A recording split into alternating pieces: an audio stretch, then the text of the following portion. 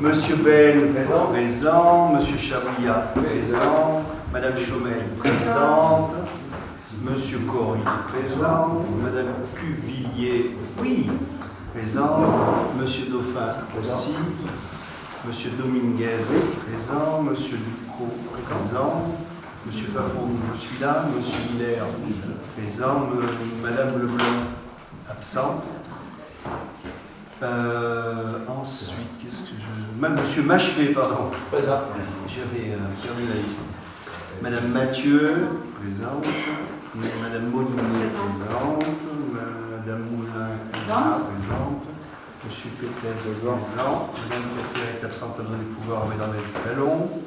Madame Pilot Élodie est présente. Monsieur Revelard Jacques est absent à donner pouvoir à Gérard Miller. Madame Talandon Bernadette est présente. Madame Vellespi présente. Monsieur Vesser est absent à donner pouvoir à Gilles Pétel. Et Madame Desmerskirch est absente et a donné pouvoir à Serge Bell, pardon. Secrétaire ou secrétaire de séance. Madame Moulin, pas d'objection. Adapté. Adopté.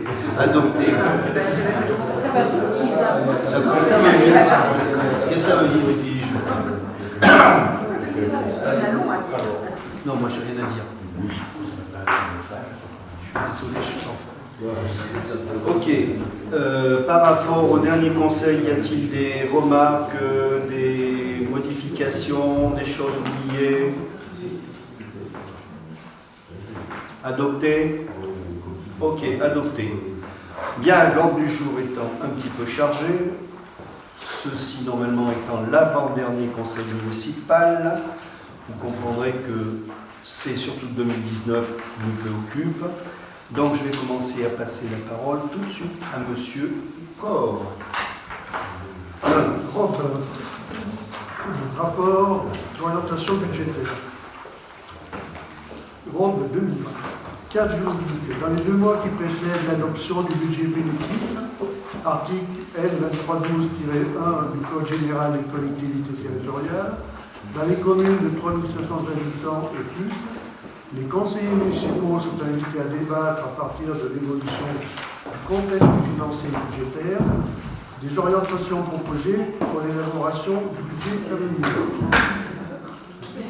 Le rapport sur les orientations budgétaires doit donc permettre aux élus locaux d'avoir une vision de l'environnement juridique et financier de la collectivité, mais aussi d'appréhender les différents éléments du contexte pesant sur la préparation budgétaire de l'année à venir. C'est donc l'occasion de faire l'analyse rétrospective et triennale des exercices budgétaires de la commune et de dégager les priorités et projets pour l'exercice budgétaire suivant. Objectif.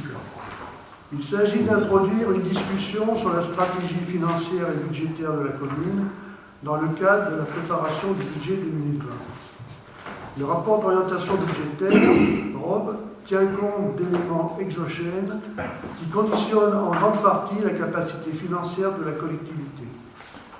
Le contexte économique et réglementaire, l'impact de la loi de finances 2019 sur le budget des collectivités locales. Le rapporteur présente donc les grandes lignes de l'exercice 2019 et les orientations générales du budget 2020. Les grandes lignes de l'exercice 2019. En 2019, l'ensemble des recettes réelles de fonctionnement est en hausse de 2,83% contre une hausse de 0,83% en 2018 et une hausse de 6,47% en 2017, notamment sur les postes de remboursement de rémunération de personnel par les assurances suite aux arrêts maladie, congés, maternité, plus 13 000 €. Les recettes fiscales représentent la principale ressource financière de la commune en fonctionnement.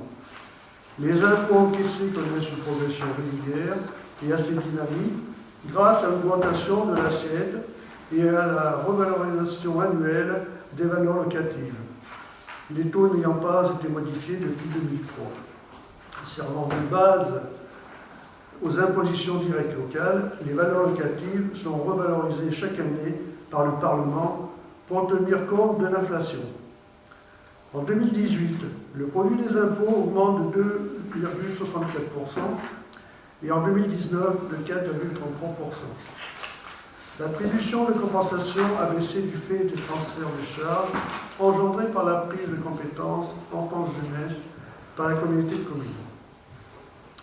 En baisse en 2018, les dépenses de fonctionnement constatent une faible hausse de 1,5% en 2019, essentiellement due sur deux postes. Les charges de personnel du fait de longs arrêts de maladie et d'un congé de maternité, et les autres charges de gestion courante. L'année 2019, dans la continuité de l'année 2018, est marquée par des travaux de voirie, allée des Pommiers et des Figuiers, rue Jean Moulin, et par des travaux de rénovation complète de la salle harmoniale. Concernant les recettes d'investissement, elles se composent principalement des dotations, FCTVA et taxes d'aménagement, des subventions d'investissement et des excédents de fonctionnement capitalisés. En 2019, les fonds et divers et réserves correspondent à 172 770 euros de FCTVA, 657 348 euros d'excédents de fonctionnement capitalisé et 114 928 euros de taxes d'aménagement, abondant à hauteur de 40% les principales recettes d'investissement. Les orientations générales pour l'année 2020. Référence, loi de programmation des finances publiques 2020-2024. Contexte mondial. L'incertitude sur la politique économique est restée forte en 2019, alimentée par la guerre commerciale entre la Chine et les États-Unis. Les risques accrus du Brexit sans accord, les développements politiques en Italie et autres risques géopolitiques. Les exportations mondiales affichent des taux de croissance négatifs et les prévisions pour 2020 ont été révisées à la baisse. Selon l'OMC, les volumes du commerce mondial ne devraient augmenter que de 1,2% en 2019, moins vite que la prévision de croissance de 2,6% en avril. Contexte européen. Après une reprise de la croissance dans la zone euro au premier trimestre 2019, la croissance a ralenti au deuxième et troisième trimestre, plus 0,2%, et devrait stagner au quatrième trimestre. Face aux risques sur la croissance et à la faiblesse de l'inflation, la BCE a annoncé un ensemble complet de mesures de politique monétaire, telles que la diminution de 10 points de base de taux d'intérêt de la facilité de dépôt, qui atteint désormais moins 0,5%. Contexte national. Après une croissance de 1,7% en 2018, l'économie française devrait ralentir à 1,3% en 2019, tandis que la zone euro verrait la croissance passer de 1,1% à 0,7%. Du côté des entreprises, le cycle d'investissement devrait se poursuivre, et du côté des ménages, la confiance s'est redressée tout au long de l'année, permettant une consommation privée relativement solide. Pour la commune de Vermonton, le projet de loi de finances 2020 s'inscrit dans une relative stabilité des dotations et des mesures de soutien à l'investissement. Les compensations d'exonération de fiscalité locale devraient progresser avec la montée en charge de certaines mesures et notamment la suppression de la taxe d'habitation sur les résidences principales. Il sera proposé de maintenir le taux d'imposition communaux à l'identique pour 2020.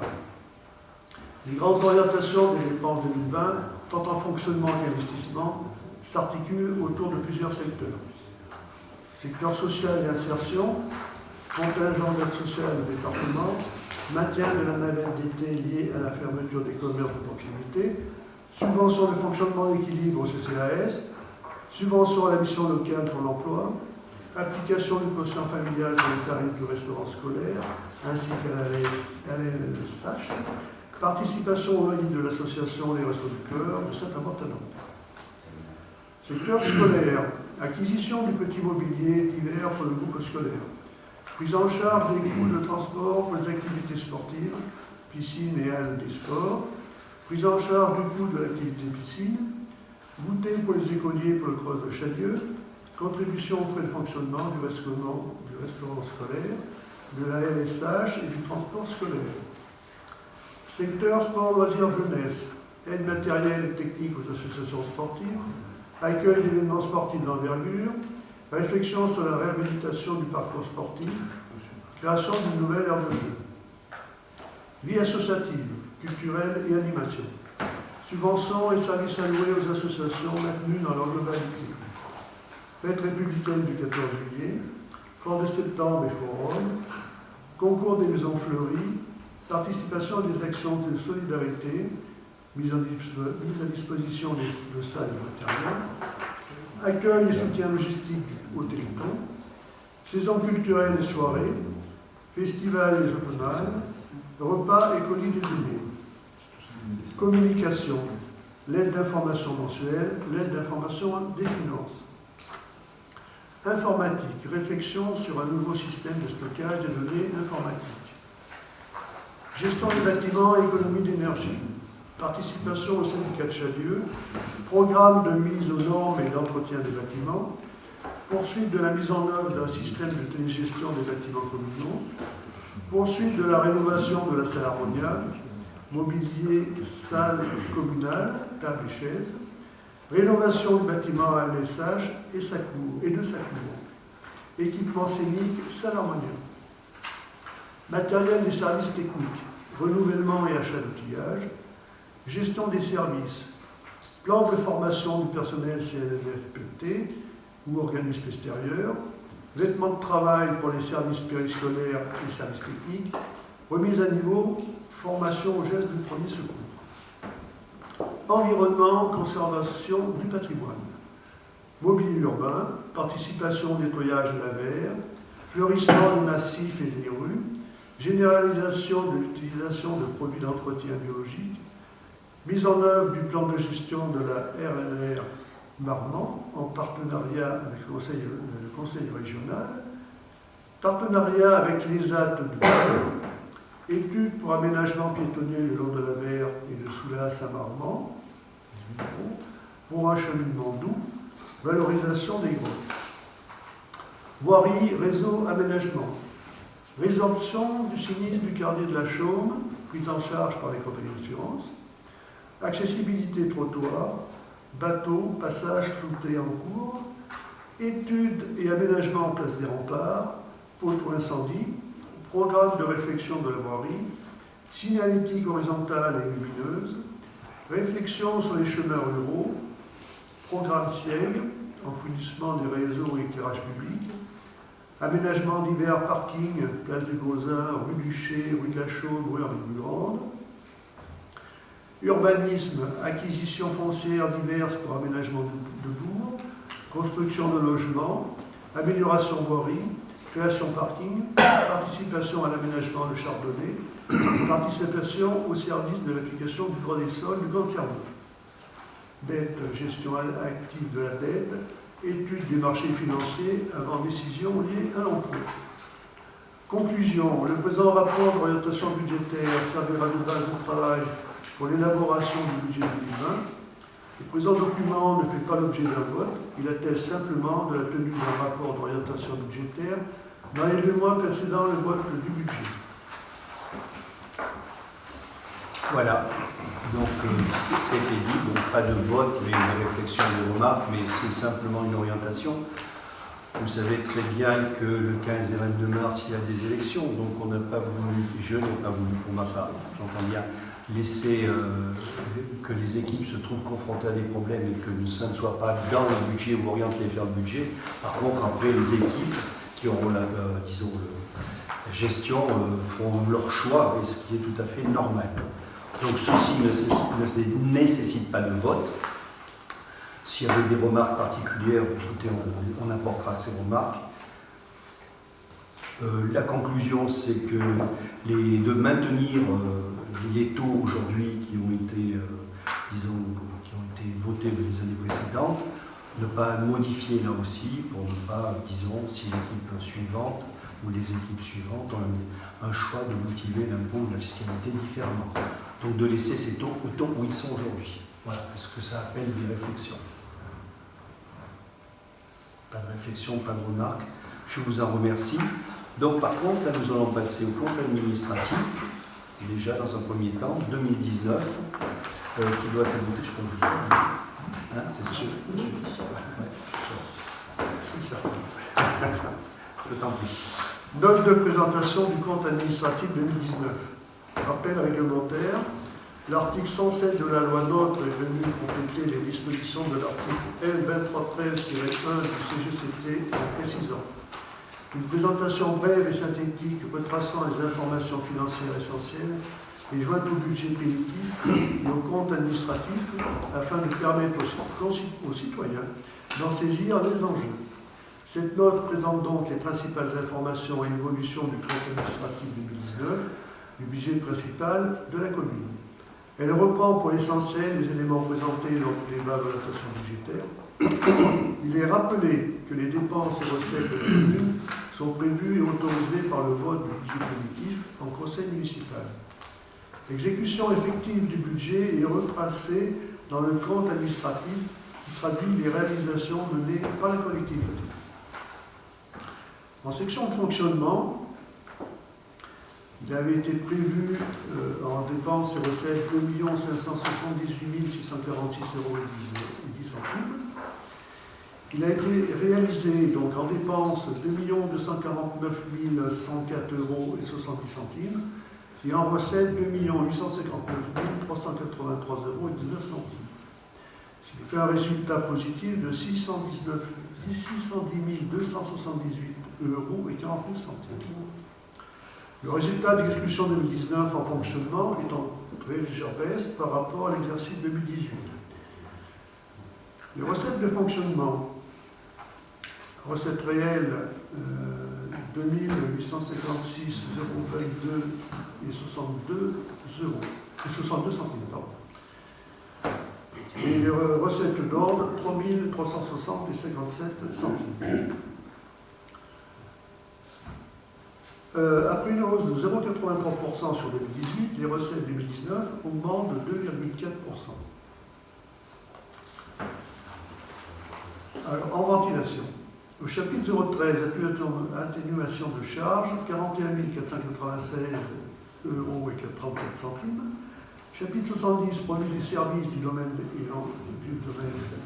171 645,71 €. Chapitre 73, impôts et taxes, 1 667 199,17 €. Chapitre 74, dotation et participation, 742 072,26 €. Chapitre 75, autres produits de gestion courante, 130 208,40 €. Chapitre 76, produits financiers, 2,97 €. Chapitre 77, produits exceptionnels, 103 397,74 €. Total des recettes réelles de fonctionnement, 2 856 022,62 €. Chapitre 042, opération d'ordre de transfert entre sections, 3 360 et 57 centimes.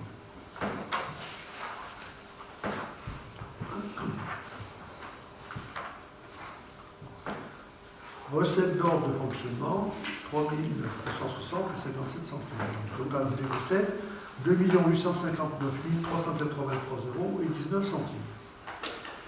Les dépenses de fonctionnement. D'investissement.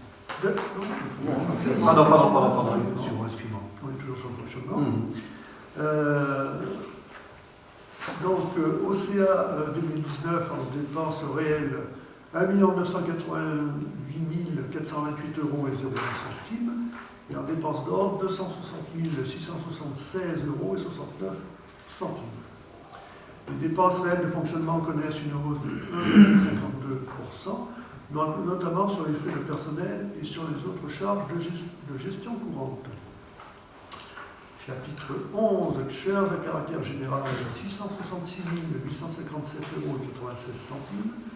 Chapitre 012, charges de personnel et frais assimilés, 1 029 820,63 €. Chapitre 65, autres charges de gestion courante, 258 140,40 €. Chapitre 66, charges financières, 33 608,92 €. Chapitre 67, charges exceptionnelles, 0,10 centimes. Total dépenses réelles de fonctionnement, 1 988 428 euros et 0,1 centime. Chapitre 62, opérations d'ordre de transfert, 266 676 et 69 euros. Centimes, pardon. 260. Dépenses d'ordre de fonctionnement. Pareil, 260 676 euros et 69 centimes. Total de dépenses, 2 249 104 euros et 70 centimes. On passe donc à la section d'investissement. La section d'investissement, au BP 2019, nous avions inscrit en dépenses et en recettes 3 096 988 euros et 24 centimes. Nous avons réalisé au compte administratif 2019 en dépenses 1 426 782 euros et 56 centimes et en recettes 1 971 814 euros et 61 centimes. Ce qui nous a fait un résultat pour 2019 de 545 032 euros et 0,5 centimes. Ce qui nous donne un résultat d'investissement reporté de 668 138 euros et 80 centimes, un résultat d'investissement de l'exercice 2019 de 545 032 euros et 0,5 centimes, et un résultat d'investissement cumulé de 1 213 170 euros et 86 centimes. Le résultat d'investissement cumulé s'élève effectivement donc à 1 213 170 euros et 86 centimes, ce qui s'explique notamment par la réalisation de deux emprunts de 500 000 euros chacun en 2018 et 2019. Les recettes d'investissement. Recettes réelles, 1 631 748 et 92 centimes. Recettes d'ordre, 340 065 euros et 69 centimes. Les recettes d'investissement restent stables par rapport à l'année précédente avec la réalisation d'un emprunt et à la reprise d'un excédent antérieur important. Les recettes d'ordre reprennent les dotations et l'amortissement ainsi que l'intégration dans le patrimoine de la commune d'un certain nombre d'opérations. Au chapitre 10, dotation fonds divers et réserves, 287 698 euros et 42 centimes. En excédent, au chapitre 1068, excédent de fonctionnement, 657 347 euros et 83 centimes. Chapitre 16, les emprunts, donc 500 600 euros. Au chapitre 13, subvention d'investissement, 186 102 euros et 60 centimes. Au chapitre 21, au chapitre 27, haute mobilisation du pas. Donc on a un total de recettes réelles d'investissement pour 1 631 748 euros et 92 centimes. Au chapitre 040, opération d'ordre de transfert entre sections, 260 676 et 69 centimes. Et au chapitre 041, opération patrimoniale, 79 389 euros. Donc on a un total recette d'ordre d'investissement de 340 065 euros et 69 centimes, ce qui nous fait un total de recettes de 1 971 814 euros et 61 centimes. Les dépenses d'investissement, dépenses réelles, 1 340 032 euros et 99 centimes. En dépenses d'ordre, 82 749 euros et 57 centimes. Les investissements 2019, dans la continuité de 2018, ont essentiellement porté sur les travaux de voirie et sur la réhabilitation de la salle Harmonia.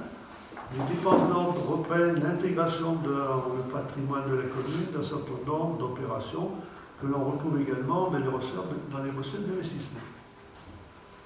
Donc en dépenses, au chapitre 16, emprunt, 226 377 euros et 90 centimes. Chapitre 20, immobilisation incorporelle, 1860 euros et 54 centimes. Chapitre 204, subvention d'équipement versé, 47 313 euros et 70 centimes. Chapitre 21, immobilisation corporelle, 128 743 € et 29 centimes. Chapitre 23, immobilisation en cours, 844 216 et 67 centimes. Chapitre 27, autre immobilisation financière, 95 529 € et 97 centimes. Total des dépenses réelles d'investissement, 1 344 032 et 99 centimes. Chapitre 041, opération patrimoniale pour 79 389 €. Et au chapitre 040, opération d'ordre pour 3 360 € et 57 centimes. Total d'ordre, dépenses d'ordre d'investissement pour 82 749 € et 57 centimes. Et un total de dépenses de 1 426 782 € et 56 centimes. Voilà.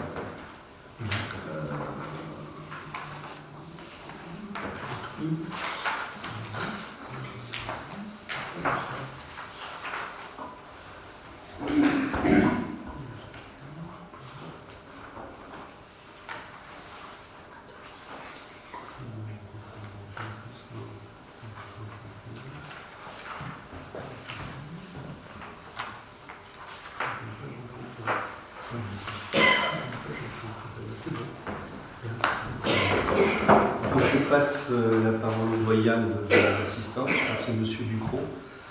Et puis je vais vous laisser débattre sur le compte administratif.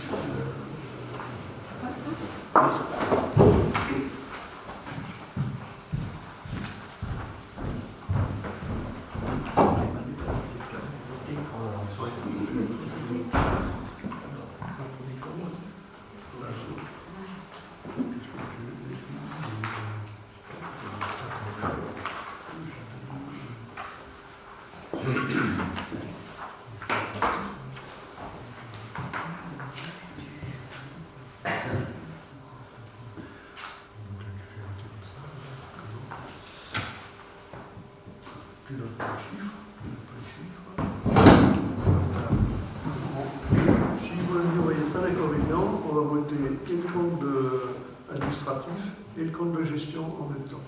Les chiffres sont similaires. Vous avez reçu les comptes par mail, aussi bien côté district que compte de gestion de M. le percepteur. Ça nous évitera de faire deux années. Voilà, donc, je donne les chiffres si tu veux, et puis tu fais voter.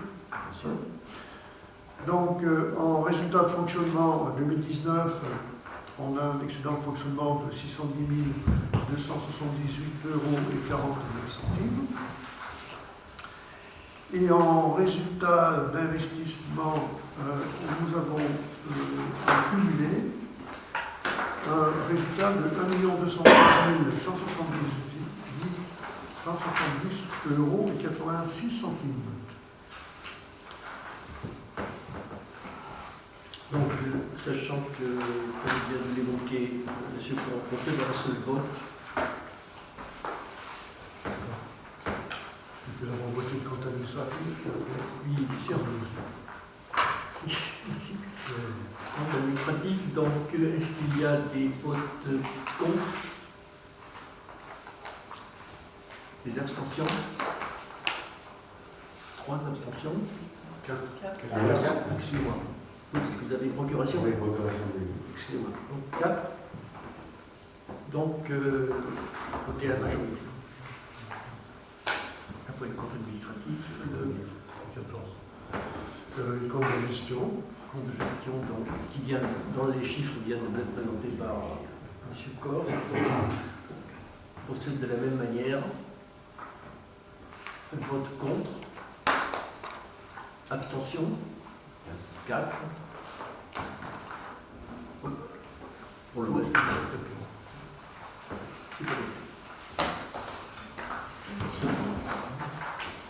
Vous pouvez faire en fait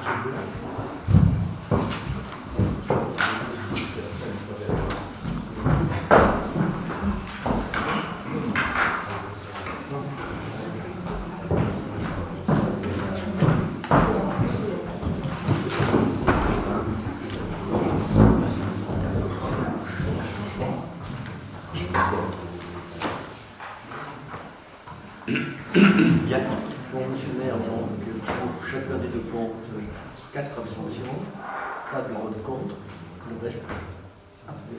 Très bien, merci de l'analyse. Merci M. Corr. Donc nous allons passer à la question suivante. Le compte de gestion 2019 demande de subvention. Non, c'était ça. On a fait voter pour de l'administratif et pour de gestion. D'accord, ok. Ouverture anticipée de crédit. Voilà. Oui. L'article L 1612-1 du Code général des collectivités territoriales dispose que, dans le cas où le budget d'une collectivité territoriale n'a pas été adopté avant le 1er janvier de l'exercice auquel il s'applique, l'exécutif de la collectivité territoriale est en droit, jusqu'à l'adoption de ce budget, de mettre en recouvrement les recettes et d'engager, de liquider et de mandater les dépenses de la section de fonctionnement dans la limite de celles inscrites au budget de l'année précédente. Il est en droit de mandater les dépenses afférentes au remboursement capital des annuités de la dette venant à échéance avant le vote du budget.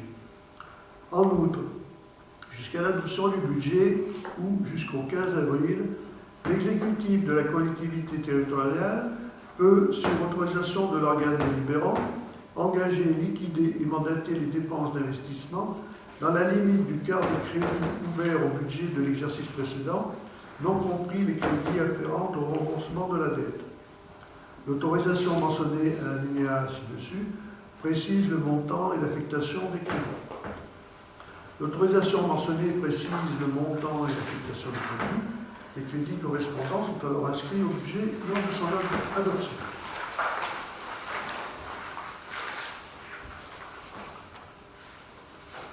Donc, au total, les crédits d'investissement ouverts au BP 2019, au chapitre 20, 42 760, au chapitre 21, 416 601 et 28 centimes, au chapitre 23, 2 019 620 euros. Un total de 2 478 981 euros et 24 centimes.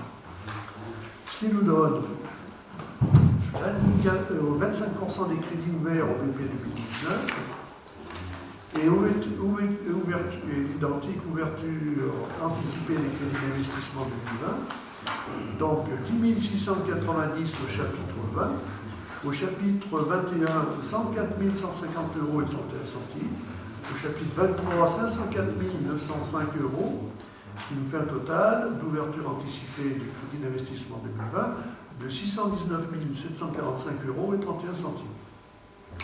Voilà, donc les bases sont posées. Y a-t-il des interrogations, des questions? Je crois que ça a été bien posé, donc ça permet à M. le maire de liquider et mandater les dépenses d'investissement dans la limite du quart de crédit, ouvert au budget de l'exercice précédent. Est-ce qu'il y a des questions? Des interrogations? Éventuellement, quand il y a des catastrophes dans les imprévus, si ça dépasse en fait, admettons qu'on a un moyen, on doit reloger du monde. C'est arrivé, effectivement, on va chercher dans le budget, effectivement, des recettes par rapport à ça. Alors une catastrophe, je pense que vous pensez à la Roche-Blanche par exemple, qui était arrivée récemment, ils ont été obligés de chercher du budget, mais là il y a un montage à faire puisqu'il y a la loi Barnier qui vient derrière, il y a la participation de certains, disons, ça peut être le conseil départemental, ça peut être la région, ça peut être... Donc c'est le montage d'un budget, donc le temps de voir tout ça, ça peut... Mais effectivement, il faut aller creuser dans le budget. On a supprimé certaines choses. Absolument. Tout ce qui est en fonctionnement, ça ne pose pas de problème. C'est l'investissement. L'investissement, donc tant qu'on n'a pas voté le budget de l'année en cours, on est bloqué. On est bloqué à 25%. Donc c'est pour ça qu'on anticipe le vote du budget pour ne pas être coincé.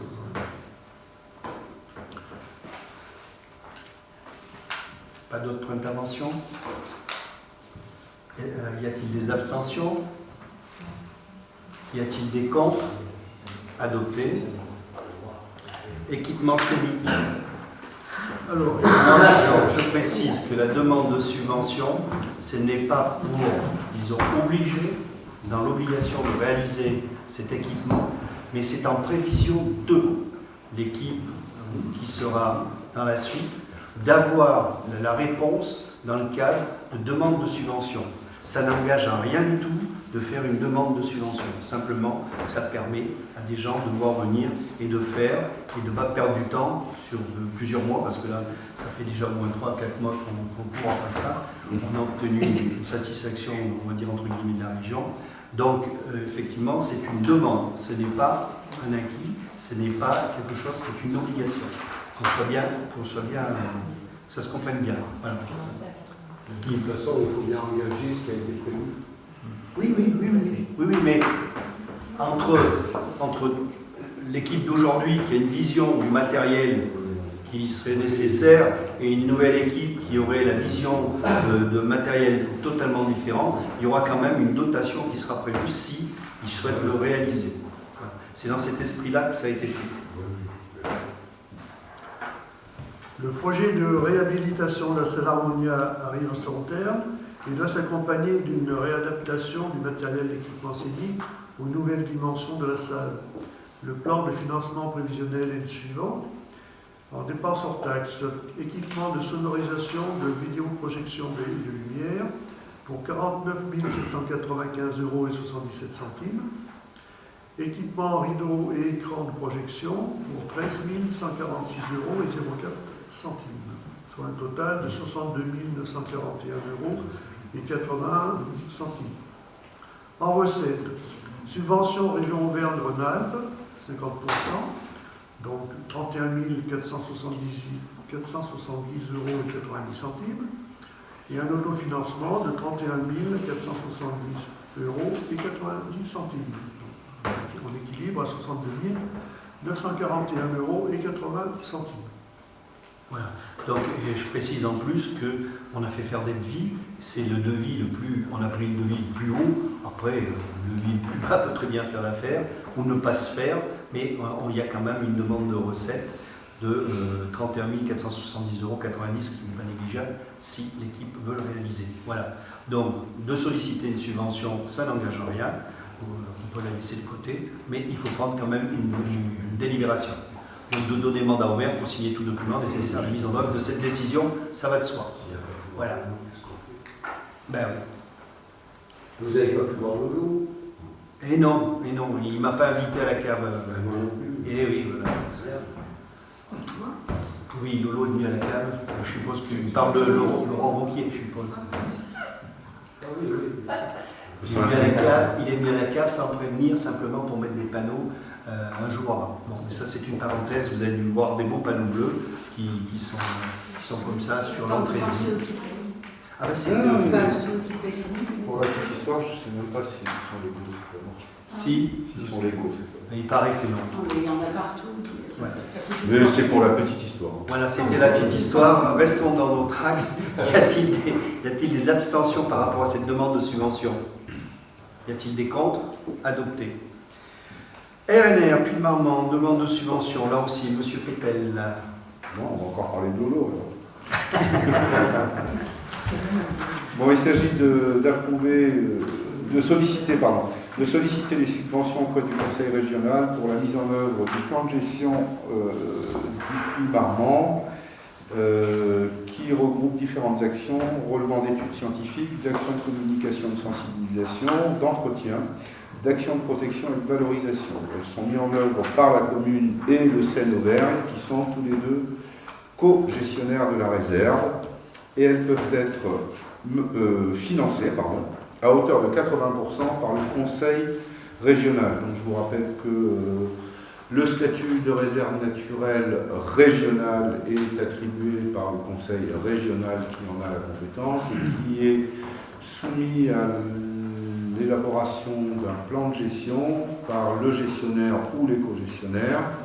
La commune de Vermonton ayant souhaité être co-gestionnaire pour garder un petit peu quand même la main de ce qui se passait sur le Puy-de-Marmande, et le Seine-Auvergne, qui regroupe un certain nombre de compétences. Dans ce cadre-là, en co-gestion et en mise en œuvre commune avec le Seine, le plan de gestion qui se déroule sur 5 ans correspond à une dépense globale d'environ 65 000 euros qui sera subventionnée à 80% par le conseil départemental, par le conseil régional, c'est un lapsus bien sûr. Révélateur.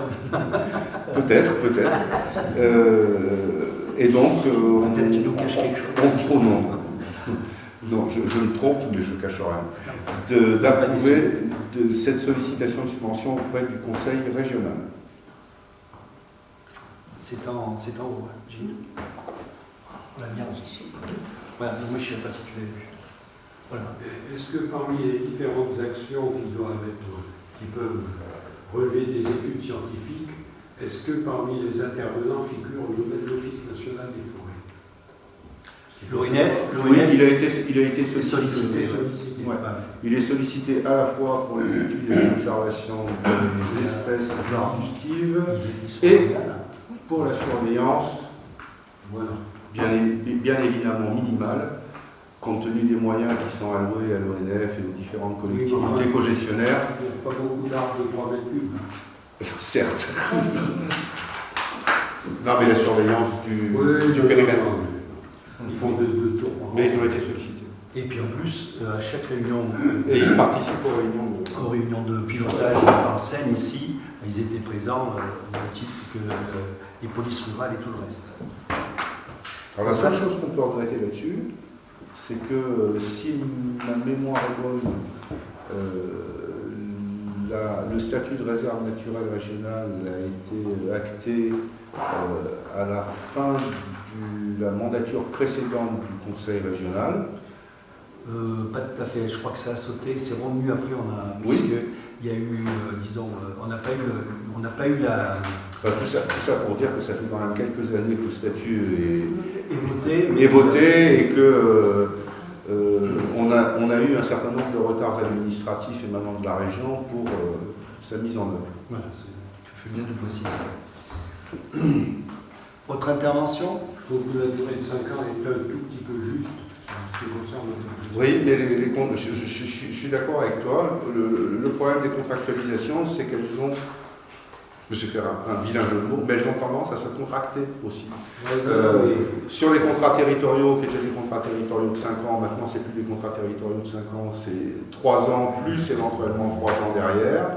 La réserve régionale, c'est 5 ans. On a tendance à réduire la durée, très probablement pour des craintes de dépenses. Hein, trouver les fonds surtout. C'est bien que la région peut s'engager au-delà. Et de trouver les fonds de la région, parce que ça c'est la plus grosse difficulté de faire Parce que sur un plan technique, on est d'accord. On est d'accord que si on fait de la gestion d'une réserve, une dizaine, voire une quinzaine d'années, c'est pas du luxe. On est d'accord.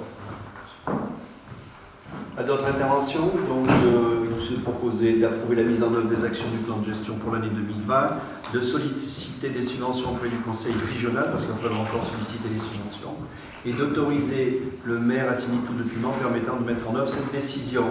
Abstention? Contre? Adopté. Éclairage chemin du Coulet, suite enfouissement BT, M. Hilaire. Des travaux d'enfouissement du réseau électrique ont été effectués en fin de 2019.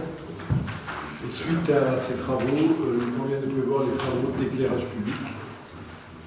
Donc le SIEG a transmis un projet dont le montant estimatif s'élève à 27 000 € hors taxe, avec une prise en charge par la commune par le biais du fonds de concours à hauteur de 50% du projet, auquel s'ajoute l'intégralité du montant TTC de l'écotaxe, soit 13 500 €, 24 centimes d'euros.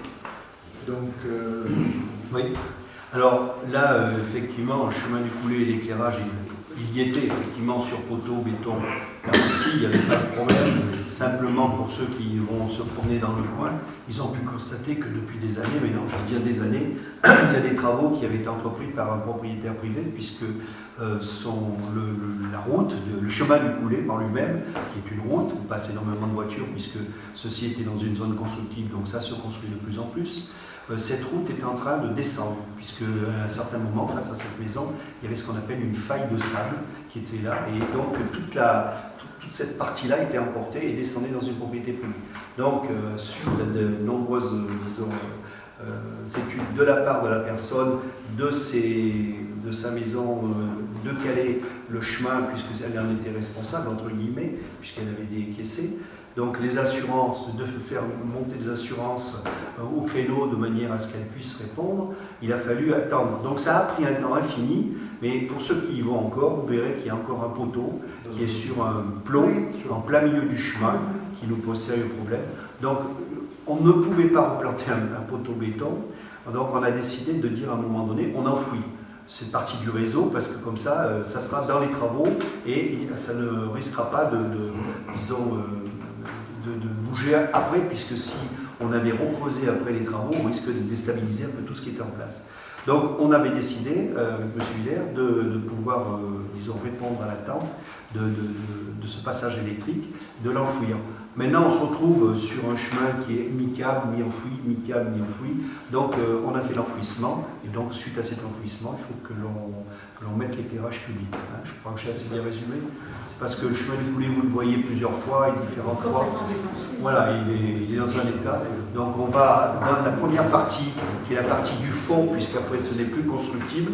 Donc cette première partie-là, M. Hiller l'avait mise au budget en réhabilitation par rapport aux eaux pluviales et au revêtement, sachant qu'il y a des propriétaires qui sont là depuis 40 ans et qui étaient dans la terre depuis 40 ans. Mais chaque chose en son temps, là nous étions tributaires d'un dégradation au niveau d'une route. Donc, il vous est proposé d'approuver l'avant-projet des travaux d'éclairage public tel que présenté ci-dessus, de confier la réalisation des travaux d'études, de fourniture et pose du matériel de génie civil au SIEG, de fixer la participation de la commune, ce qui a été dit à 13 500,24 €, et d'autoriser M. le maire à verser cette somme après rajustement en fonction du relevé maîtrisé définitif dans la caisse du receveur du SIEG, d'autoriser le maire à signer la convention particulière de financement de travaux d'éclairage public relatif à ce chantier, de prévoir à cet effet les inscriptions nécessaires lors de la prochaine décision budgétaire. Mais bon, ceci avait été prévu. Intervention? Abstention? Contre? Adopté. Groupement de commandes fourrières animales. Ah, nous y revenons. Alors, vous le savez, vous vous rappelez, on avait, à un moment donné, on avait un problème avec les animaux à la PA, mais simplement que la PA ne se déplace pas. Il fallait leur emmener les animaux, c'est-à-dire chien et chat, ça ne posait pas trop de problèmes. Cheval, quand on n'a pas les propriétaires, ça commence à poser un problème. Même les vaches, ça m'est arrivé de nuit, donc je peux en parler à connaissance de cause. Donc la fourrière qui a été, qui a été mise en place, et c'est une obligation dans le cadre de la loi d'avoir, disons, un lieu pour pouvoir, disons, collecter, je sais pas, pour ramasser tous ces animaux qui sont sur le territoire. La difficulté, c'est à tout moment, on les a 24 heures sur 24, c'est un fait, mais la difficulté, c'est de les faire venir au moment opportun et de leur dire, je vais vous dire n'importe quoi, le cheval ou les vaches se trouvent là, une heure après, bon, ils se trouvent 500 mètres plus loin, voire 1 kilomètre plus loin. Bon, en tout cas, il nous a fallu se rallier à une fourrière. Donc, afin d'optimiser les dépenses qui sont liées à la capture, au transport de ces animaux errants et la gestion de la fourrière pour la collectivité, il y a un groupement de collectivités qui s'est fait sur 2 départements, puisqu'il y a le Puy-de-Dôme et l'Allier qui sont concernés par ce groupement de commandes. Et à partir de là, ce groupement de commandes, il faut qu'il soit géré. Donc, il est géré dans la ville de Clermont-Ferrand, de manière à ce que ces 18 collectivités qui sont, disons, qui représentent 133 communes, quand on dit collectivité, parce qu'il y en a, ce sont les EPCI qui ont pris cette compétence. Voilà. Donc, le marché public en cours d'exécution est le chenil service CAPA, issu de ce groupement arrive à échéance, il arrive à échéance le 31 décembre 2020. Il est envisagé la constitution d'un nouveau groupement élargi en application des articles L 2113-6, L 2113-8 du Code de la commande publique pour la passation d'un nouveau marché d'une durée de 4 ans à compter du 1er janvier 2021. La commune, comme je le disais, de Clermont-Ferrand assurera la coordination à ce titre. Celle-ci aura en charge la totalité de la procédure de mise en concurrence, la publicité, l'organisation de l'ensemble des opérations de sélection des concours contractants, signature et notification du marché. Chaque membre du groupement passera une commande des prestations dont il aura besoin et contrôlera la bonne exécution et réglera les factures correspondantes dans les limites des prix sur le temps du marché et correspondant à ses propres besoins. Pour la commune de Vermont, l'estimation annuelle et de la prestation est de 2833, puisque c'est au nombre d'habitants. Donc il vous est proposé d'approuver ces dispositions, d'autoriser M. le maire à signer la convention du groupement de commande, d'accepter que M. le maire de Clermont signe en tant que coordonnateur du groupement le marché de capture, de transport d'animaux et de fourrière animale pour le compte de la collectivité, de prévoir à cet effet les inscriptions nécessaires lors de la prochaine décision budgétaire. Il faut savoir aussi que aujourd'hui les gens, par exemple, qui passent, qui descendent, cette année non, c'est pour le moment, j'ai pas eu d'appel, mais qui descendent par exemple de Superbès les dimanches soirs, c'est très fréquent, c'était très fréquent. Donc ils descendent de Superbès, voient un chien mort, le ramasse, l'emmène à la gendarmerie m'appelle et me dit qu'est-ce qu'on en fait. Donc on le met aux ateliers du Bras de Serre, mais jusqu'à présent, c'était pas terrible. Et puis certaines personnes se sont offusquées donc le petit cache qu'il y avait. Donc avec ceci, on appelle cette fourrière et il le récupère on va dire dans les heures qui suivent. Voilà, tout ce que je peux vous dire. Donc c'est forfaitaire, quel que soit le Oui, forfait. c'est forfaitaire. C'est un par habitant, je ne me rappelle plus comment c'est. Forfaitaire, oui. C'est un mot fait. Je sais pas. Je veux dire, c'est un cheval. C'est pareil. C'est un éléphant. Pour rien. Il passe pour rien. Pour rien. Si le mouvement monté, c'est la répartition. C'est de la répartition. Pas de vague en montant. Non, global. Pas d'intervention. Par expérience, en fait, Pardon. il y a que des animaux comme ça qu'on faire. Alors, moi je l'ai appelé personnellement 3-4 fois. Laurent a dû l'appeler plusieurs fois, ou M. Convertini. Voilà. Après, je vous dis, c'est la nuit où j'ai passé jusqu'à 1h du matin pour des vaches Highlander ici, là, c'est pas la fourrière qui est venue, mais parce qu'on a trouvé le propriétaire avec les gendarmes, et le propriétaire est venu, on a essayé de les parquer, mais au dernier carat, c'était eux qui auraient dû se déplacer. Chien, chat, voilà, après, les chats, ils sont appliqués, attention, ils sont stérilisés, et ainsi de suite, les chiens. La problématique aujourd'hui, il n'y a pas de mystère, c'est le problème, c'est les pigeons. Mais là, c'est la grosse difficulté parce qu'on s'aperçoit qu'au printemps ou à l'été, les pigeons, il n'y en a presque plus. Pourquoi? Parce que je ne sais pas si vous avez vu, il y a jusqu'à 21 000 ans, les milans qui font le tri un peu. Voilà. Donc l'hiver, les pigeons, il faut les coincer. Il y en a qui malheureusement les nourrissent, ils ne veulent pas comprendre qu'il ne faut pas les nourrir parce qu'à ce moment-là, on ne pourra pas les capturer. Alors il y a une méthode, il paraît qu'il faut les nourrir à un endroit bien précis. Ils y viennent, et puis un jour, ils y viennent avec le filet et ils les ramassent. Simplement que je l'ai vu de mes yeux vus, arrivé sur le lieu là-bas, et ben, il y a un pigeon qui s'est évadé, la masse, mais c'est assez amusant parce que la première direction qu'il a pris, c'est la commune. Alors, est-ce qu'après il n'a pas dévié, j'en sais rien, mais je peux vous assurer qu'il était bien dans la masse. Voilà. Donc cette fourrière, effectivement, et de toute façon, aujourd'hui, c'est une obligation. Ça vous habite les pigeons. C'est bien les pigeons. C'est quand même mieux qu'auparavant parce que bon, je me suis retrouvé avec le cas d'un âne qui divaguait sur la route. Non, je divaguais pas. Un âne, ça existe à Vermont. Ah oui. Oh là là. Et que faire de l'âne? Bon, il faut se trouver un champ, elle est partie, mais c'est pas facile. Ah bon. Non, parce que c'est têtu, en fait. Bon. Monsieur le maire, comme vous vous êtes donné un travail de chien de faire ça, on va voter pour. Abstention. Contre. Adopté. Merci. EPF SMAF, rachat de la parcelle ZE 851, c'est rue Bûcher, vous savez que c'est le parking. Donc à partir du moment où on veut entreprendre des travaux, l'EPF SMAF aujourd'hui ne porte plus de la même manière les parcelles. Donc il nous faut racheter la parcelle pour entreprendre des travaux et aujourd'hui ça a été le grand débat, comme je vous ai dit la dernière fois, à l'EPF SMAF, de savoir ce qu'il en était. Effectivement, comment on appelle ça, des parcelles par contre, on connaît des parcelles qui ont été construites et qui n'ont jamais été récupérés. Donc le PFSMAF a ce qu'on appelle une enveloppe extérieure qui est relativement importante. Donc il va régulariser tout ça. Nous allons donc entreprendre des travaux sur ce parking, donc nous devons la racheter. Le prix de cession, donc hors TVA, s'élève à 171 224,54 €, dont 57 € de frais de procédure. Sur le montant s'ajoutent les frais d'actualisation pour 16 552,26 €, dont le calcul a été arrêté au 1er juin 2020. Et une TVA sur marge de 3 651,78 €, soit un prix de cession, toutes taxes comprises, de 191 428,58 €.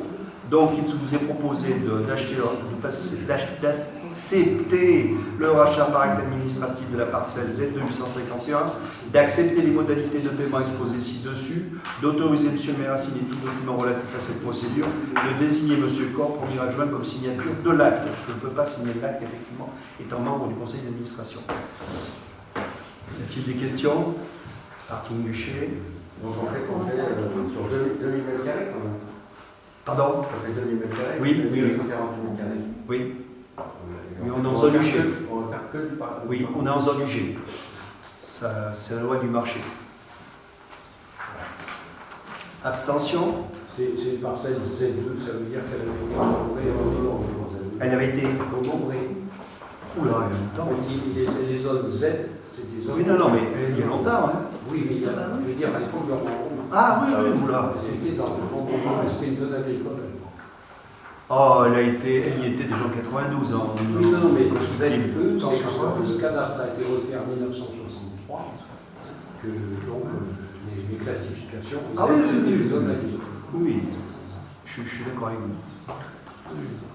Bon, oui.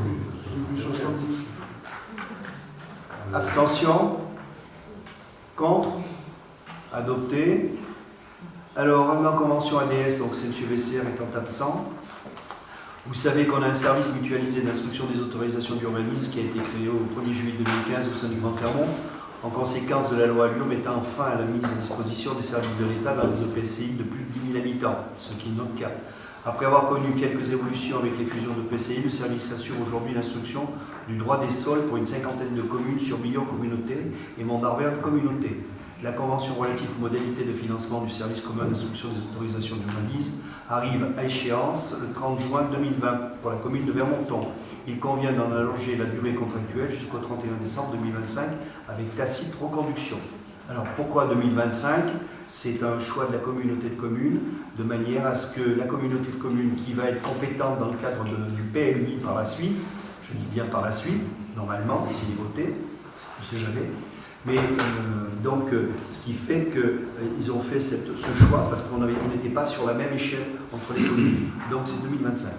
Je reprends une remarque que vous avez fait, M. Chabriat, à un moment donné, et que c'est pas pour revenir dessus, mais pour bien expliquer que ce service ADS est une obligation maintenant. On n'a plus le droit parce qu'à l'époque vous avez fait une proposition de faire payer les permis de construire mais désormais c'est comme ça. C'est comme ça, donc l'ADS qui a été mise en place à l'époque était dans la loi bien conforme à cette disponibilité. Alors l'ADS aujourd'hui est une machine qui fonctionne très très bien, c'est l'ancienne, on va dire, c'est dans le cadre des DDE, des DT, et puis maintenant c'est l'ADS, et je pense que dans quelques temps ce sera peut-être le conseil départemental, mais je me fais peut-être des douces illusions, je ne sais pas. Il y a eu des réflexions et des demandes. En tout cas, le conseil départemental a vu les petites communes qui ne peuvent pas mettre en place de l'ADS. Alors, est-ce que ça sera chamboulé? En tout cas, le service, il existe. Nous, on doit l'énumérer en fonction du nombre de permis. Donc, cette année, effectivement, l'année 2019, il y a eu quand même pas mal de permis. Donc, c'est vrai que la rémunération, parce qu'il y a une part fixe et une part évolutive en fonction des permis de construire. Donc, il vous est demandé d'approuver la norme de prolongation de la convention à l'ADS et d'autoriser le maire à signer tout document permettant de mettre en œuvre cette décision. Remarques, réflexions, paroles? Y a-t-il des abstentions? Des contre? Adopté. Modification de périmètre, le comité syndical du SME de la région d'Issoire et le coup de la banlieue sud Clermont a prononcé le 12 décembre dernier en faveur de l'adhésion et le transfert des résultats 2017 du budget eau de la communauté de communes Mont-d'Arverne pour la commune de Saint-Amand-Talent. De l'adhésion et le transfert des résultats 2017 du budget haut de la communauté de communes Mont-Arverne pour les communes de Busséol, La Roche-Noire, Saint-Georges-sur-Allier et Saint-Maurice, du retrait de la communauté de communes Ambert, Livradois, Forez. Donc c'est une mise à jour. Hein, comment dirais-je, tu étais au débat, si tu veux rajouter quelque chose par rapport à ça, mais il n'y a pas, comment dirais-je, on subit, il n'y a rien à dire. Hein, donc il nous est d'approuver l'adhésion et le transfert des résultats de 2017 du budget haut de la communauté de communes de Mont-Arverne pour la commune de Saint-Amand, d'approuver l'adhésion et le transfert des résultats 2017 du budget haut de la communauté de communes de Mont-Arverne pour les communes Busséol, La Roche-Noire, Saint-Georges-sur-Allier et Saint-Maurice, et d'accepter le retrait de la communauté de communes Ambert, Livradois, ce qui me paraît logique. Est-ce que ceci appelle des remarques? Est-ce que la commune du Vernay-Sainte-Marguerite et de l'autre à côté, là, qui nous quitte, là, Solzay. Ils étaient dans ce cas-là, non? Alors, Solzay, je crois pas. Justement, c'est à cause de ça. C'est justement la cause du divorce. Voilà. C'est que c'est la prise de compétence par la communauté de communes qui a déplu à Solzay-le-Froid et C'est pour ça qu'ils sont partis. qui les a conduits à demander leur retrait de la communauté de communes. Pour le Vernay, de toute façon, il est sur la communauté de communes du massif du Sancy. Donc il n'est pas concerné. Non, il n'est pas concerné. Et ce genre de délibération, il y en aura une autre à prendre parce qu'il y a Aulois qui reste pendant encore. Ah oui, mais là, Aulois, c'est encore un autre. C'est encore autre Aulois chose. reste pendant parce qu'il y a une dette à Aulois vis-à-vis de Saint-Nectaire. Et il y a un accord à trouver entre le SME, Aulois et la Comcom. Ah oui, c'est pour les hameaux du plateau qui rebasculent sur Saint-Nectaire.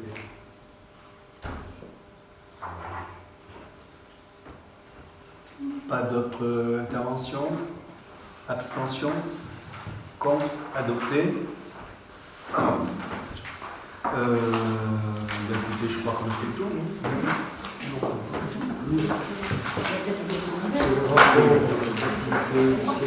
Ouais, alors, il y a, j'ai oublié de vous poser la question au début du conseil, deux questions, c'est-à-dire non, il y a une question, une délibération et une information. On va commencer par la délibération, c'est-à-dire c'est le tarif des salles qu'on n'avait pas et il y avait le problème de la salle harmonieuse. Madame Talon. Alors, comme tous les ans, il convient de procéder à l'actualisation des tarifs de location des salles sur la base des indices d'actualisation INSEE des prix à la consommation. Donc, toutes les salles communales sont concernées, sauf la salle Harmonia, en raison des travaux. Sera ajourné compte tenu des équipements qui seront mis à la disposition des personnes qui voudront. Donc pour rappel, les associations de la commune sont exonérées des frais de location de salles et des frais de fonctionnement, sauf lors de manifestations avec recettes. À ce moment-là, les frais de fonctionnement sont facturés. Les associations sont également exonérées des frais de location du matériel, mais sont toutefois tenues de déposer un chèque de caution lors de chaque prêt. Pour rappel également, les manifestations caritatives, les associations bénéficient d'une exonération totale, et ce dans la limite d'une manifestation caritative par an et par association. Donc on va passer aux tarifs qui varie très peu en fait. La halle des sports, la location par jour en 2019 était de 220 €. Là ce serait 221,68 €. On a arrondi à 222 €. Les frais de fonctionnement par jour, 62 €, reste à 62 €. La caution, 500 € reste à 500 €. Les salles bûchées, la salle des fêtes de Soulas et Justice de paix, location en 2019, 46 €. Là, ce serait 46,35 €, donc 47 en 2020. Les frais de fonctionnement, 23 €, donc ce serait 23,03 €, donc on a laissé à 23 €. La caution, 305, toujours 305.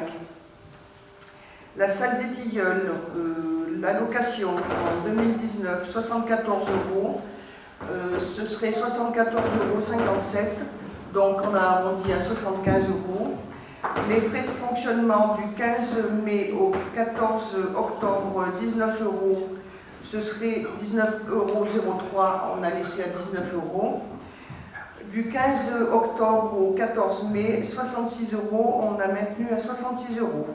Et la caution, 500 €. Est-ce que ça pose problème? Pas de problème, on a arrondi par rapport à l'INSEE, c'est les virgules et les centimes pour la comptabilité. Abstention?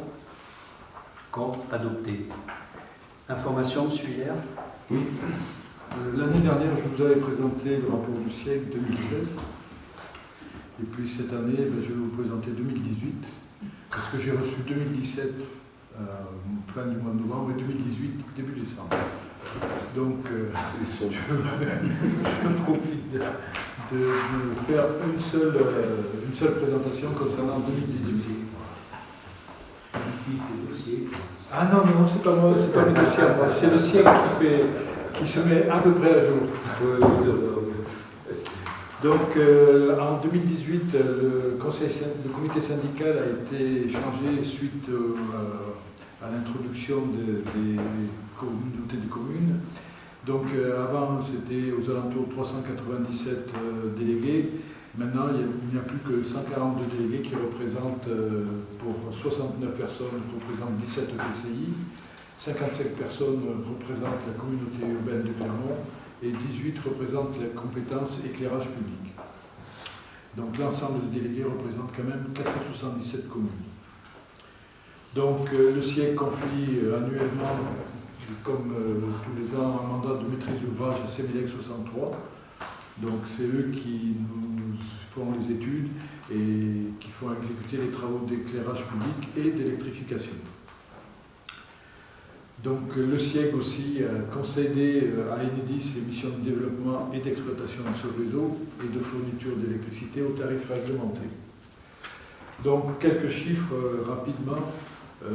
Il y a environ 9420 km de lignes hors tension, 9868 km de lignes basse tension. Les principaux producteurs sont, côté photovoltaïque, il y a 5993 producteurs de panneaux solaires, pour 39%, qui représentent 39% de l'électricité produite. L'éolien, il y a 11 producteurs qui représentent 29% de l'électricité. L'hydraulique, qui représente 39%, 39 producteurs par l'hydroélectricité, qui représentent 11%. Et les autres, biomasse, biogaz, 15, qui représentent 22%. En qualité de service, il y a eu 1726 incidents au-delà des seuils. Alors les seuils, c'est de 1 à 3 secondes, et donc 1726 incidents en basse tension et 0 incident en haute tension.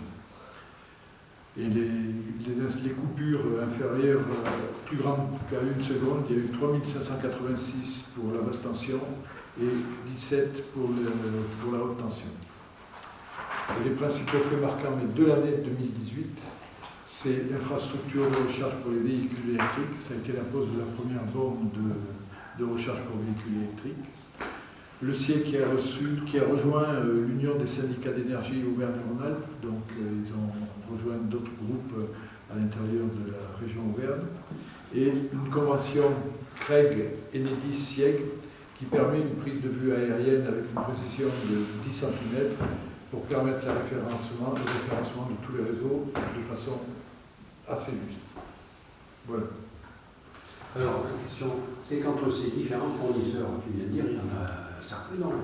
Oui. Ça ne disjoncte jamais entre eux. Surtout entre le photovoltaïque. C'est Non, c'est entre le gaz. Il y a des fois. Dans le gaz. Non, c'est comme ça. Non, mais il faut remarquer qu'il y a, par rapport à il y a 4-5 ans, le photovoltaïque a quand même pas mal progressé. Bien sûr. L'éolien a été stable, ça n'a pas bougé. L'hydraulique, c'est pareil. Et biomasse, ça commence à progresser un tout petit peu. Ok. Voilà. Pas de remarques, réflexions. Bah, de toute façon, si vous avez besoin, c'est à disposition à la maison. Monsieur Bucco a demandé la parole.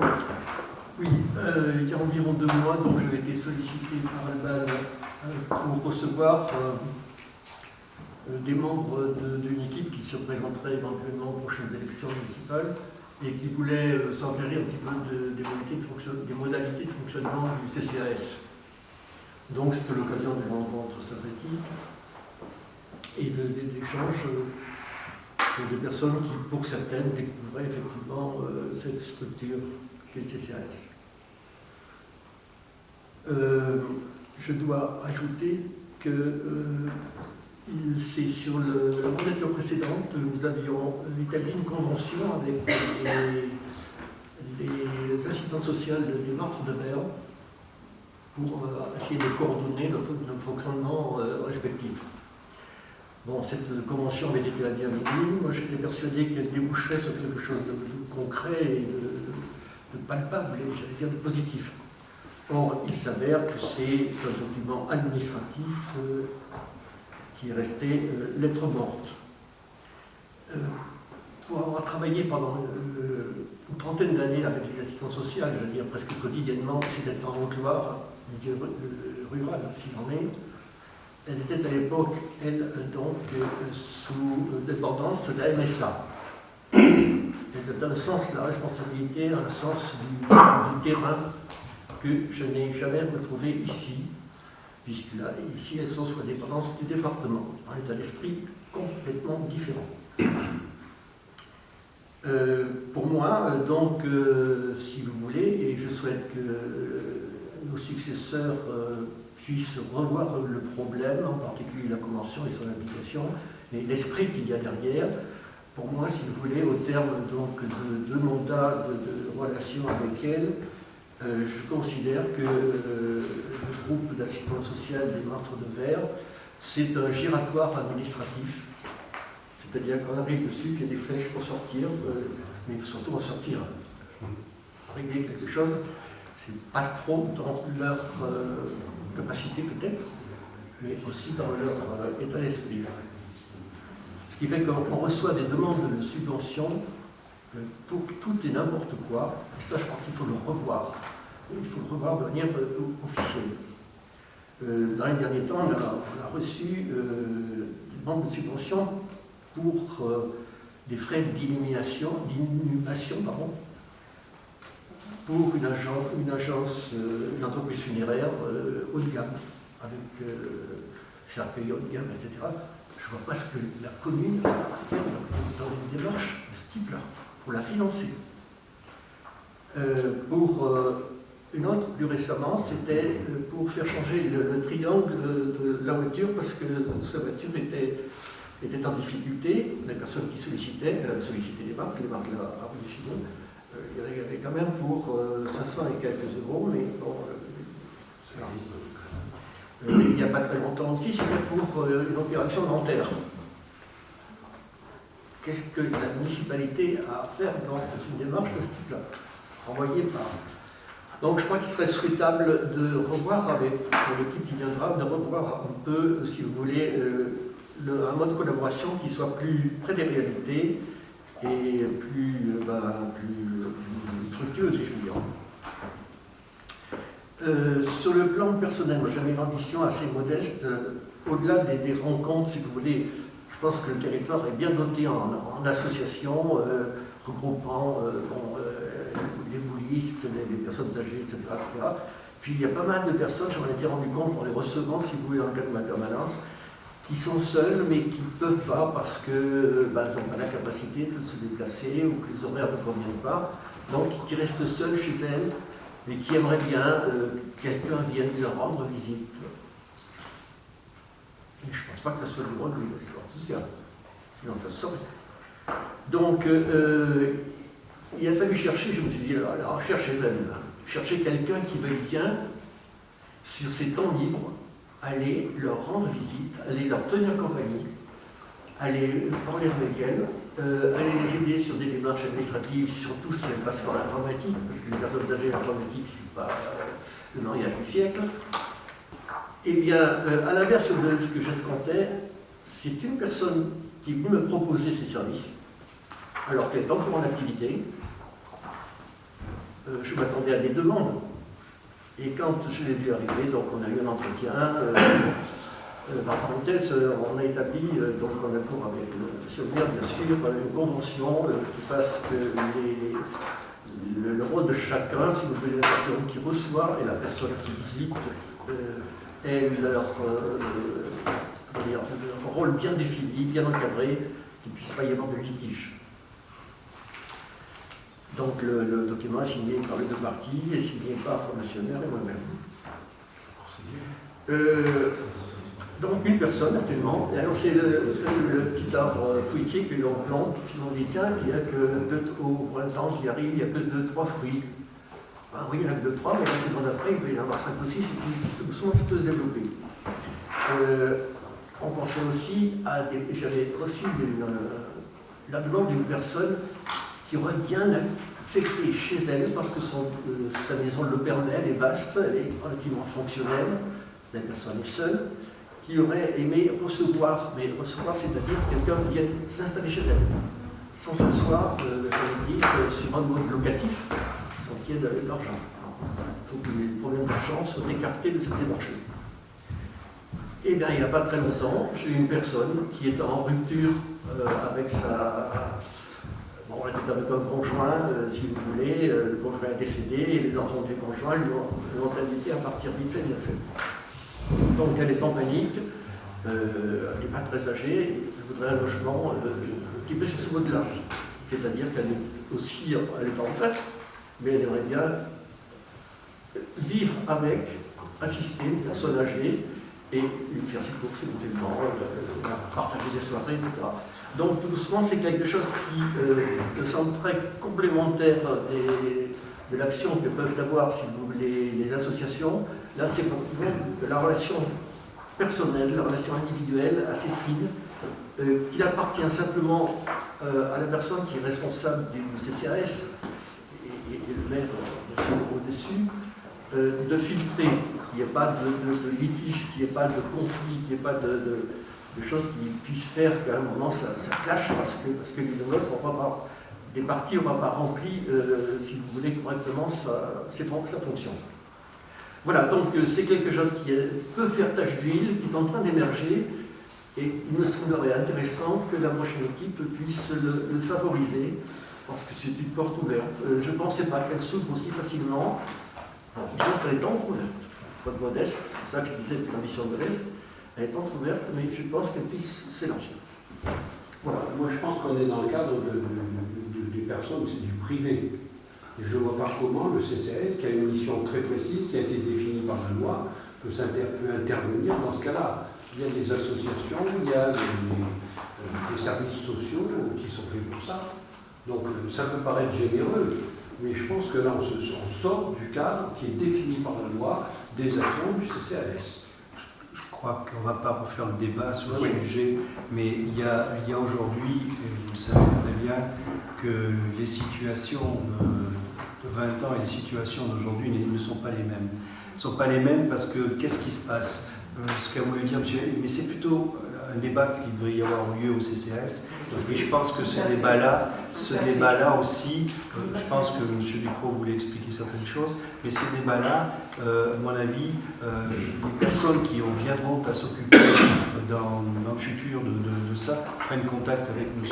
Ducrot s'il le souhaite et apporter, disons, sa connaissance dans le milieu. Et pour en venir à ma conclusion, c'est-à-dire qu'aujourd'hui, on se retourne vers la mairie systématiquement. Alors, on peut fermer la porte et dire que c'est du droit privé. C'est ce que j'ai fait assez souvent. Vous savez, je vais vous prendre un exemple tout à fait bénin, qui n'a rien à voir avec ce qui vient d'être dit, mais c'est un exemple de la société d'aujourd'hui. Une personne s'installe pas loin d'ici, elle fait monter sa cuisine le vendredi, le samedi matin, il n'y en a plus. Les meubles et le matériel ménager a disparu. Malheureusement, vous savez qu'il doit y avoir des échanges dans les magasins, j'en sais rien. Par contre, ces gens-là, qu'est-ce qu'ils ont fait? Eh bien, ils sont venus voir le maire en leur disant, écoutez, notre assurance va nous aider à telle hauteur, pourriez-vous pas nous aider? Voilà. Donc c'est l'exemple aujourd'hui de la détresse des gens qui se retournent systématiquement vers la mairie. Donc on en arrive à un stade où on a l'accumulation de choses et qu'il faut essayer des fois, parfois, de répondre. Et c'est le cas des personnes âgées, c'est le cas des personnes malades, c'est le cas de tas de choses où, que ce soit la DMR, que ce soit les assistances sociales du département, que ce soit, disons, la Comcom avec ses nouveaux services, aujourd'hui, ils ont les mêmes difficultés que nous. Simplement que où ces gens-là frappent, la première porte, c'est celle de sa commune, c'est la mairie. Alors il y a des fois, effectivement, on sort de notre cadre, mais on ne peut pas faire autrement. Je pense que c'est très difficile. Mais j'entends bien ce que vous dites, puisque je vais moi-même dire à des personnes, je dis non, c'est le cadre privé, on ne va pas rentrer dans le système. Mais à un moment donné, on a un petit cœur qui va et on se dit, mais oui, enfin, des fois, il faut avoir le cœur bien accroché. Ah, parce mais que là, je venais de dire, M. Ducrot, la personne qui était, parce qu'il y avait un triangle qui était sur sa voiture, je suis désolé. Est-ce qu'on a vérifié combien il y a de postes de télé, combien il y a de plaques, des machines comme ça dans la famille? Parce que c'est souvent comme ça que ça se passe. C'est ce que je suis en train de vous dire. Tout ce qu'il y a qui n'est pas forcément de première nécessité, et à côté de ça, on vient taper la mairie. Non, mais c'est ce que je suis en train de vous dire, qu'on a dit, c'est du droit privé, on passe outre, c'est ce que vous avez expliqué. Non, mais on se trouve confronté à ces problèmes sociaux de plus en plus. Parce que la personne qui est venue pour les obsèques avec un truc luxueux, je suis désolé, il y a à côté de Montpellier une entreprise qui fabrique des cercueils à 350 €. Des cercueils de 4 ans qui sont officiels. On ne lui a pas indiqué cette entreprise, mais on lui a indiqué que ce n'était pas notre rôle. Voilà ce que je veux vous dire. Voilà. On ne lui a pas indiqué cette entreprise, mais on lui a indiqué que ce n'était pas notre rôle, que c'était du droit privé. Donc effectivement, à un moment donné, mais je peux vous assurer qu'aujourd'hui, on frappe souvent là-haut. Oui, mais si on ouvre la porte à ça, vous allez voir. Ah non, mais on n'a pas ouvert la porte à ça. Mais c'est de dire à un moment, savoir comment on peut répondre à ça. Moi, c'est comme ça que je l'ai compris. Tout à fait, c'est ce que tu as voulu dire. Je voulais vous dire que la mentalité des assistants sociaux il y a 20 ans et la mentalité des assistants sociaux maintenant n'est plus du tout les mêmes. La façon de travailler, ce n'est plus la même non plus. Donc chaque personne ouvre son parapluie. Si quelqu'un d'autre peut faire le travail à ma place, c'est très bien.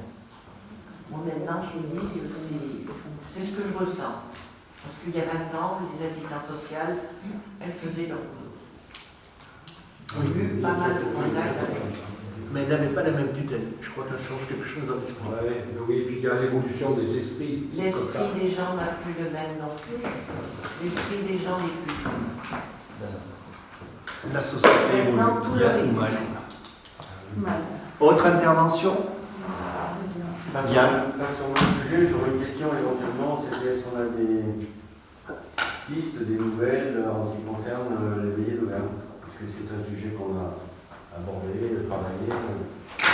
Pas de réponse à vous apporter en toute sincérité. La seule personne qui serait intéressée sur une partie, pas sur la globalité. Il y a une réflexion à avoir différente peut-être. Je laisse le soin, malheureusement, à l'équipe qui va suivre, d'apporter une réponse qui sera certainement peut-être différente ou dans la même continuité, j'en sais rien. Mais là, je ne peux pas vous répondre en toute sincérité. C'est par rapport à ce qui avait été présenté. En fait. Pardon? Il n'y a pas d'offre sur Non, ce qui a été présenté, il n'y a pas d'offre aujourd'hui. C'est-à-dire qu'on n'a pas été non plus en avant, puisqu'on avait quand même un gros chantier en cours, donc on ne pouvait pas continuer. Voilà. Donc l'étude de faisabilité est faite, elle est prête, donc après, ceux qui viendront par la suite, s'ils veulent poursuivre, ils poursuivent, sinon ils font le choix. Mais pourquoi avoir attendu si longtemps pour ne pas utiliser ce bâtiment? Et il sera utilisé un jour. Mais Madame Chauvel, il faut avoir la trésorerie pour pouvoir effectuer tout est là. Donc chaque chose en son temps. Vous savez, bon, mais en même temps, c'est pas fait en un seul jour. Hein.